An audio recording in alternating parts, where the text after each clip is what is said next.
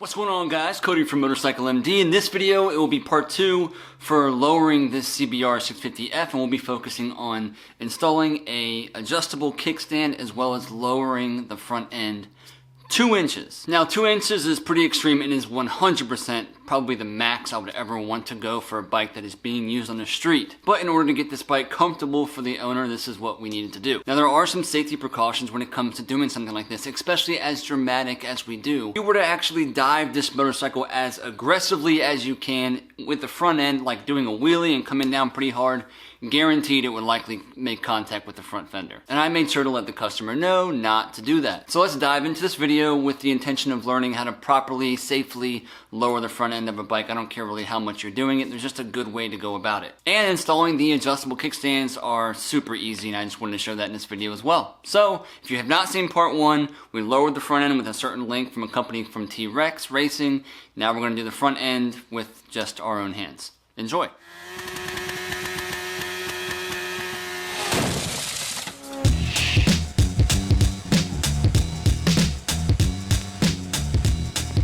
Alright, let's go ahead and get work on this side stand. We'll see we're already real low, which is good. That's what we wanted, right? When the bike lowered, so that's what we got. My man got us a fully adjustable side stand, which I would highly recommend if you're doing a lowering link. Even if it's just in the rear, I would recommend still getting one. I either get PSR brand kickstands, or this brand's fine as well.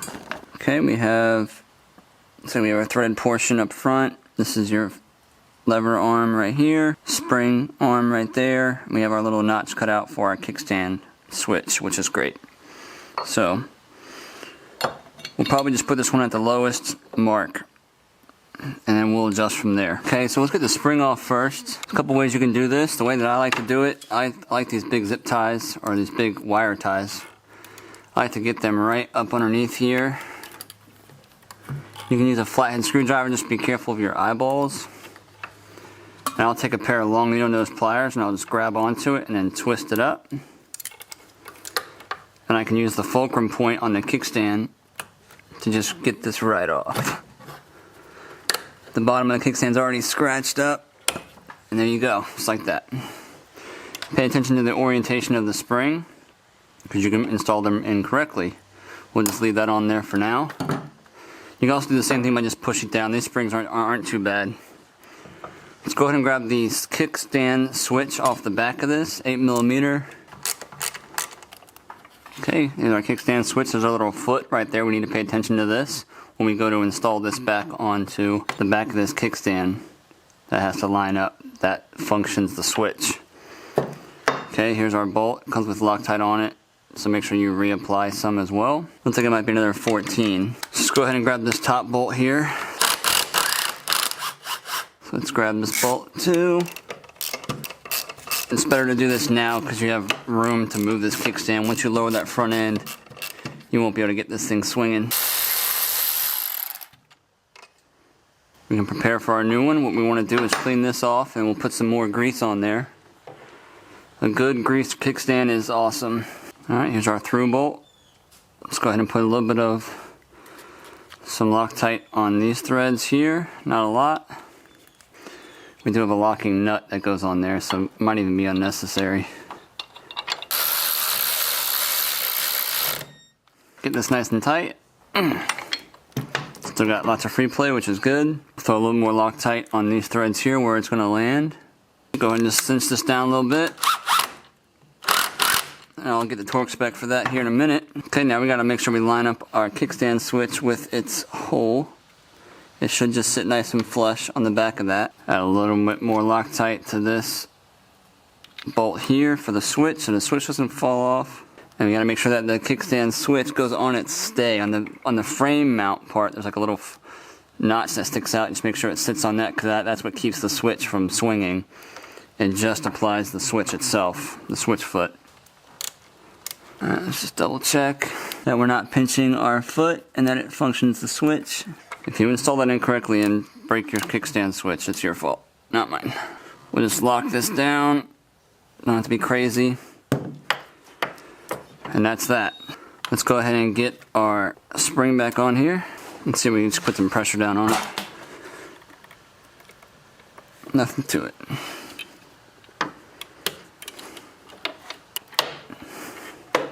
Awesome.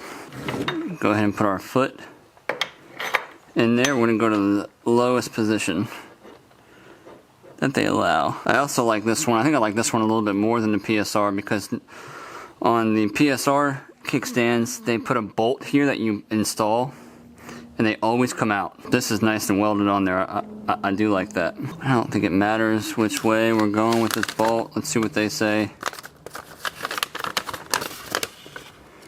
Yeah, they say go this direction with it. Alright, lock washer on one side, flat washer on the other.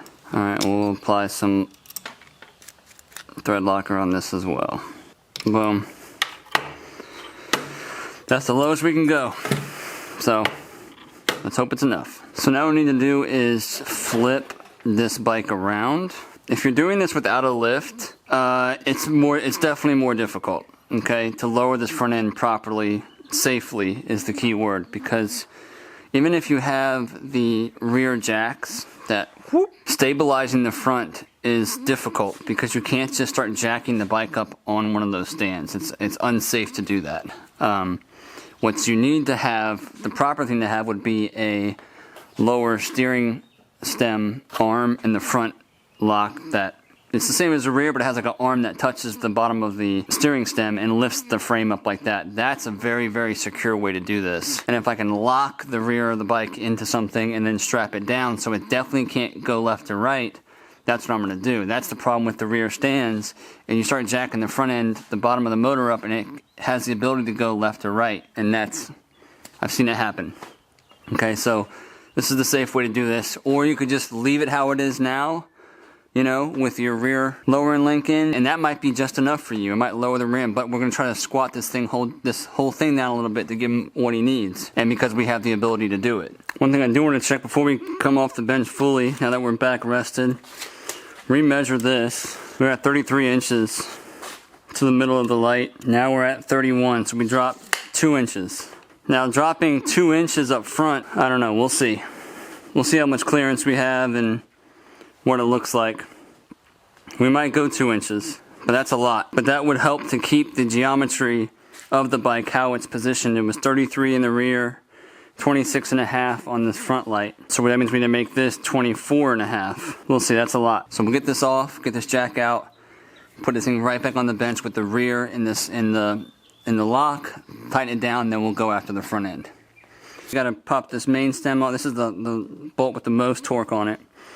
We're going to lift and get some pressure off the front end of this bike, but we can pop this crown off. 10 millimeter, 10 millimeter. Underneath these clip-ons is usually a retainer up underneath here to keep stuff from sliding down. And I made the customer aware that we had to remove that retainer. It should be there, but it kind of keeps everything nice and level.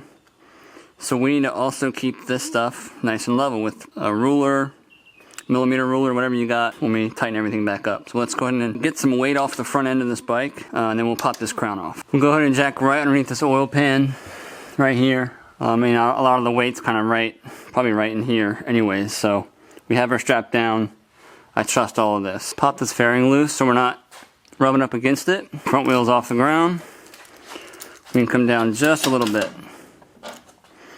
Alright, you will need a 30 millimeter socket for this, so if you don't have one, well, time to own one. We're going to break this bolt loose. Like that. Leverage is key, and there is a washer. We got 10 millimeters on this top tree right here. Alright, we don't have to come all the way off with it. Let's go ahead and grab these guys right here. Now if we lift these up, we should see a retainer clip right here. You can just pull them right off like this. It's a little retainer. There's a little machine section for this to live on. Now we can drop these things down. Is it a safety issue to not have these? Who's to say? You know, customer is aware that those are gone. And they've been on bikes for a long, long time. And thousands and thousands and thousands and thousands of bikes have been lowered. Okay, this is where it gets a little bit tricky. Our front wheel's barely on the ground. We're gonna push this back down as far as it will go. We can go ahead and put this guy back on, put a little Loctite on this. Okay, and we'll go ahead and torque this down now. This top nut will get 76 foot-pounds of torque. I'm gonna go full lock right.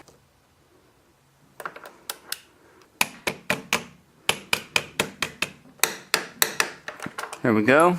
So what we'll do is we'll grab these lower bolts of like 12s, maybe 14s on this lower tree, and then that whole front end will be loose, and we'll start to drop the bike down on top of it. Okay, front end is loose. I just felt it drop. So we'll bring this front wheel to a straight line, and we'll start to lower the bike.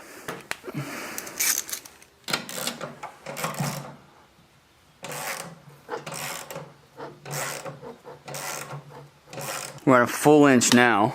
Let's see how low 2 inches is. Need a rubber mallet. Just make sure everything's nice and loose.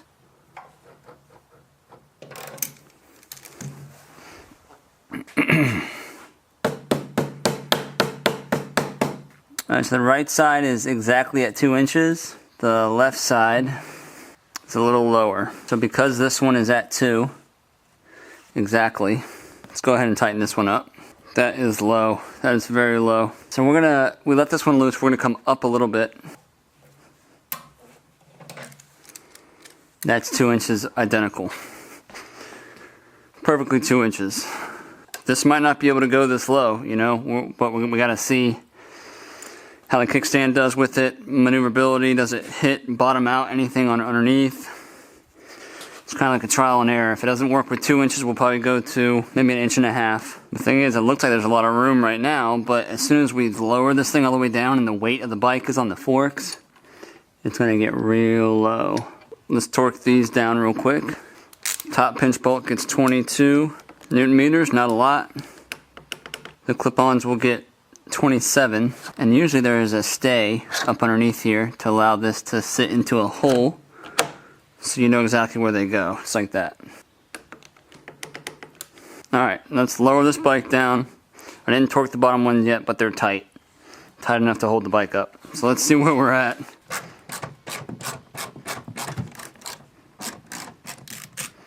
That is low, brother. Might be too low. It's too low for me to get my jack out. Here we go.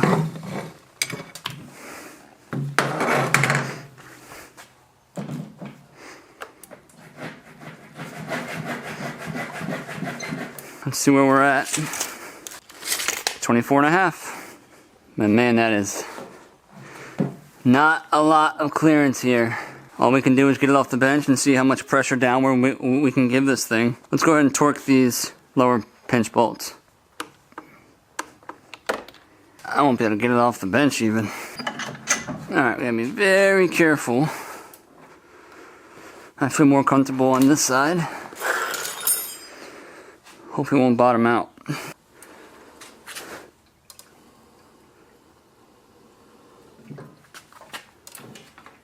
Woo, baby.